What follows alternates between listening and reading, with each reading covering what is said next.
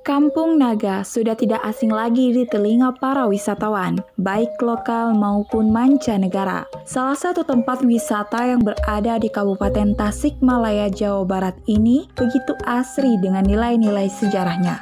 Kampung Naga, begitu sebutannya, merupakan sebuah kampung adat yang masih dilestarikan.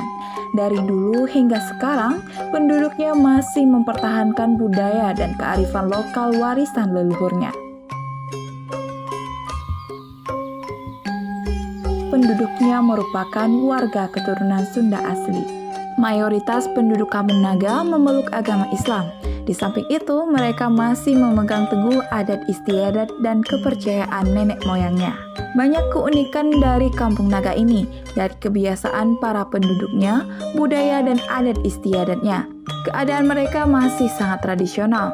Rumah yang ditempati oleh penduduk setempat masih terbuat dari bambu dan kayu. Atapnya terbuat dari anyaman ijuk atau alang-alang. Dindingnya pun masih terbuat dari bilik atau anyaman bambu. Posisi dari setiap rumah harus menghadap ke selatan dengan memanjang ke arah barat timur. Sebagian besar penduduk Kampung Naga bermata pencarian sebagai petani sawah dan ladang, baik sebagai pemilik, penggarap maupun buruh. Sebagai mata pencarian tambahnya, penduduk kampung tersebut membuat anyaman dan kerajinan tangan dari bambu. Hasilnya kemudian dijual sebagai oleh-oleh yang ditawarkan kepada wisatawan. Ketika musim liburan tiba, kampung tersebut ramai dikunjungi para turis, terutama turis lokal. Bagi wisatawan lokal, tempat ini merupakan tempat yang mudah diakses dan tidak terlalu memakan biaya.